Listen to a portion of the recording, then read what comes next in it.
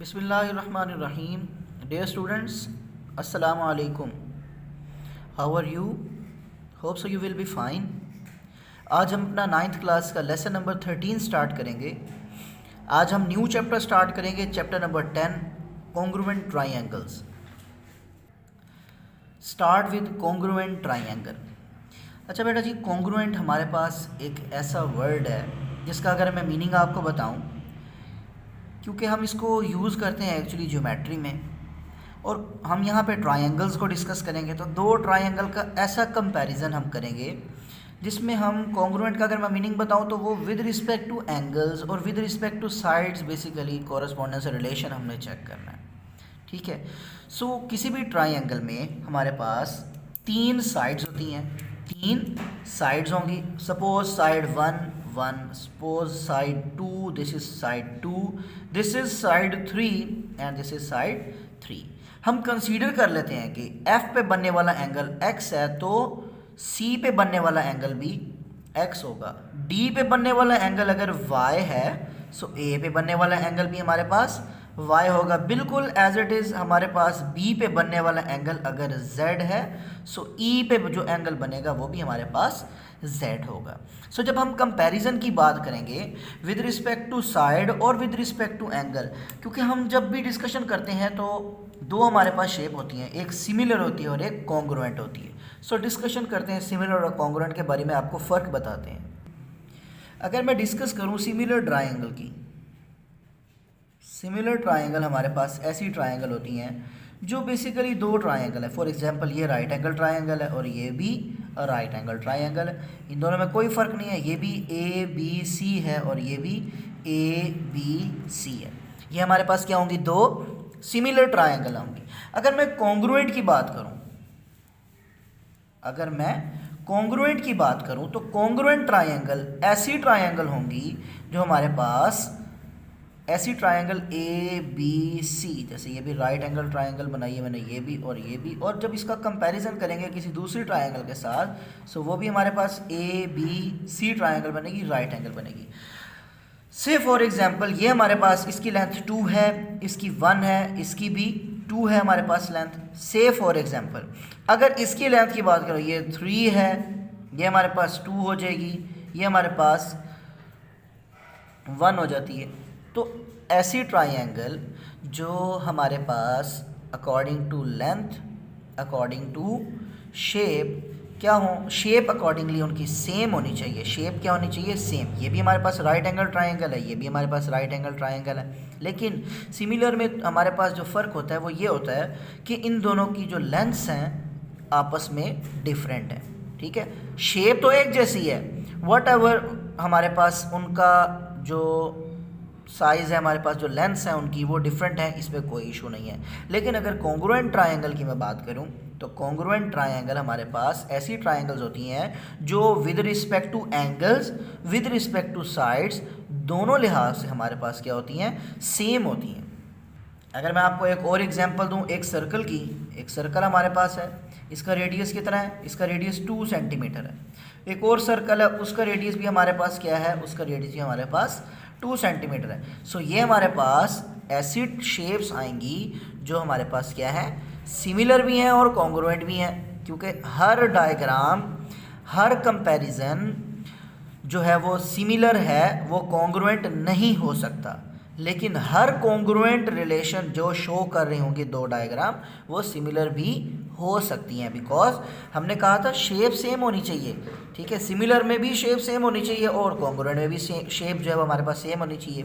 लेकिन अगर congruent relation की बात करते हैं तो शेप सेम तो होगी होगी, लेकिन उनका साइज़, उनकी लेंथ हमारे पास वो भी इक्वल होना लाजमी है।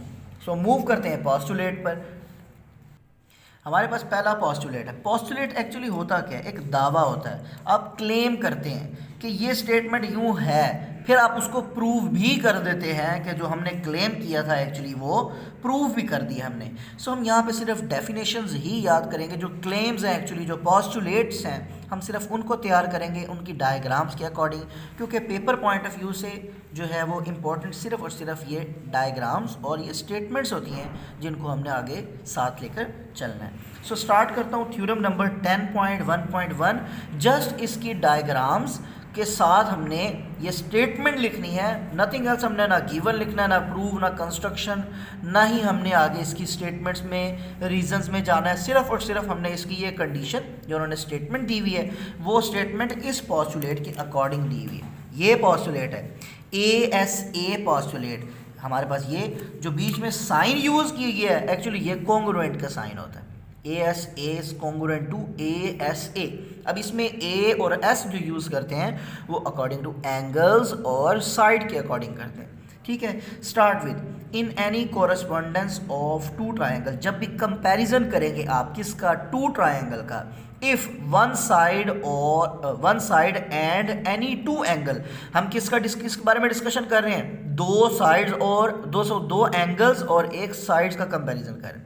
If one side and any two angles of one triangle, comparison के अकॉर्डिंग किसी भी एक ट्राइंगल में जब हम डिस्कस करेंगे दो एंगल और एक side are congruent. Congruent mean जो लेंथ और जो एंगल की मेजरमेंट फर्स्ट ट्राइंगल की है वही as it is second triangle की भी होगी टू द कॉरस्पॉन्डिंग साइड। मतलब अगर फॉर एग्जाम्पल मैं यहाँ पे डिस्कस कर रहा हूँ ED साइड को, तो वो हमारे पास कॉरस्पॉन्डिंग का मतलब क्या होगा, जो हम यहाँ पे ED के लिए लेंथ यूज़ करेंगे वो BA के लिए करेंगे, और जो AC के लिए करेंगे वही DF के लिए करेंगे।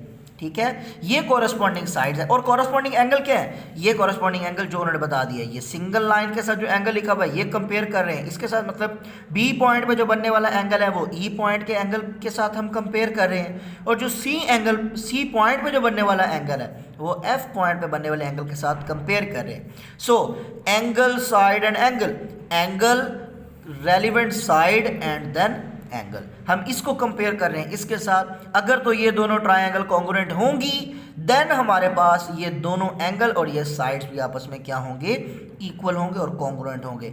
मूव करते हैं to the corresponding side and angle. जो साइड्स और एंगल हमने पहले डिस्कशन किए थे वही side and angle second point के साथ हम क्या करेंगे, सेकंड ट्राइंगल के साथ कंपेयर करेंगे। And the angle of the other, जो वन एंगल के साथ वन ट्राइंगल के साथ हमने कंपेयर किए थे सेकंड के साथ भी एज इट इज वही हम रूल फॉलो करेंगे। Then the triangles are congruent, वो ट्राइंगल्स हमारे पास क्या होंगी, कॉन्ग्रुएंट होंगी। और कौन सा रिलेशन शो करेंगी, A dot S dot A is congruent to A dot S dot A। So ये दोनों ट्राइंगल्स आपस में हमारे पास क्या आएंगी, कॉन्ग्रुएंट आएंगी। सेकेंड पॉस्टुलेट क्रोलरी के नेम से है। किसके नेम से है, क्रोलरी। क्रोलरी एक्चुअली क्या होता है, क्रोलरी हमारे पास स्टेटमेंट की कन्वर्स कंडीशन होती है।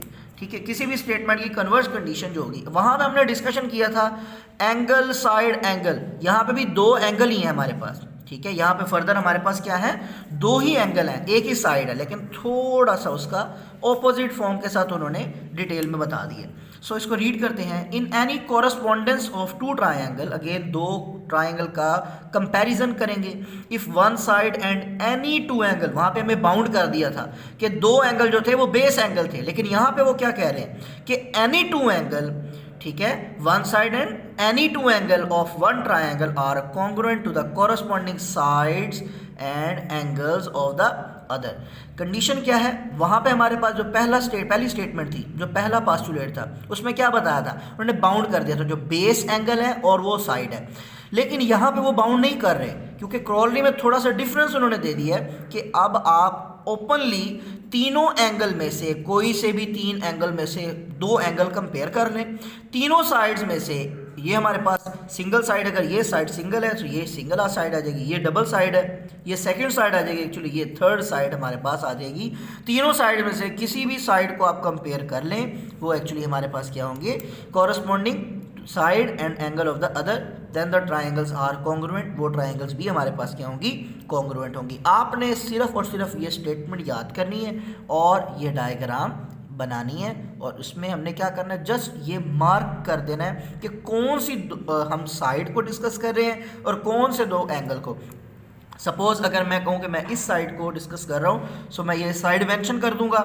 मैं कोई दो एंगल डिस्कस कर रहा हूँ, वो हमारे पास ये दोनों एंगल है, ये x है, ये y है, सो मैं यहाँ भी मेंशन कर दूंगा, ये x आ जाएगा और ये y आ जाएगा। नेक्स्ट पोस्टुलेट हमारे पास थ्योरम 10.1.3 पेज नंबर 192। इसमें कंडीशन क्या है, इसमें एस पोस्टुलेट तीनों साइड्स के अकॉर्डिंग हमारे पास पोस्टुलेट है, ठीक है। कंडीशन इनमें चेंज होती रहती है, पोस्टुलेट एक्चुअली सेम ही है, लेकिन जो लास्ट पोस्टुलेट है एच पोस्टुलेट होगा वो थोड़ा सा डिफरेंट होगा। बाकी चार पोस्टुलेट हमारे पास शुरू में बनते हैं, तीन हमारे पास जो है, चार बेसिकली पोस्टुलेट हैं जो बिल्कुल एक्यूरेट और सेम है। आपने उसमें कंडीशन चेंज करनी है बस। यहाँ पे तीनों साइड्स का कंपैरिजन आपको बता दिया जाएगा, कोई एंगल डिस्कस नहीं किया गया यहाँ पे, ठीक है। इसने उन्होंने डायग्राम यहाँ पे इस तरह की बनाई है, काइट की तरह की डायग्राम बनाई है, ठीक है, जिसमें हम क्या कर सकते हैं, इन दोनों साइड्स को कंपेयर कर लेंगे और जो तीसरी साइड है वो कॉमन साइड भी बता दी उन्होंने आपको, ठीक है। So start with theorem number 10.1.3। In any correspondence of two triangles if three sides of one triangle are congruent to the corresponding three sides of the other। जो तीन साइड आपने 1, 2 और 3 के नेम से आपने अरेंज किए हैं, वही साइड 1, 2, 3 के नेम से या 1, 2, 3 की फॉर्मेशन में आप सेकंड ट्रायंगल के साथ कंपेयर कर सकते हैं।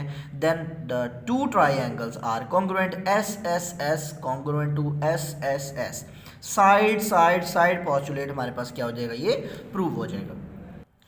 सो बेटा जी ये पोस्टुलेट हैं जो आपने तैयार करने हैं, ठीक है। ये डेफिनेशंस हैं बेसिकली, आपने सिर्फ और सिर्फ इसमें कंडीशन चेंज करनी है, बाकी स्टेटमेंट्स सबकी सेम है। यहाँ देखो, in any correspondence of two triangle, ये वाली पॉइंट ये पोर्शन है हमारे पास, ये सेम है। आपने आगे जब चेंज लाना है तो वो इसी के अकॉर्डिंग लाना है। तीनों साइड्स का है तो तीनों साइड्स आ जाएंगी। नो एंगल, कोई एंगल नहीं है यहाँ पे, इसलिए हम एंगल ऐड नहीं करेंगे, ठीक है बेटा। सो जब हमारे पास एंगल की बात की जाएगी एंगल ऐड कर लेंगे, अदरवाइज हम साइड्स की बात करेंगे। जिस तरह से कंडीशन दी होगी उसी के अकॉर्डिंग हम ऐड कर लेंगे। ये तीनों डायग्राम्स आपने तैयार करनी है, तीनों डेफिनेशन जो थ्योरम्स के हमारे पास पोस्टुलेट हैं, जो हमारे पास क्लेम्स हैं, इन तीनों को तैयार करना है। चौथा पोस्टुलेट जो है वो इंशाल्लाह नेक्स्ट लेक्चर में डिस्कस करेंगे। जज़ाकल्लाह, अस्सलाम।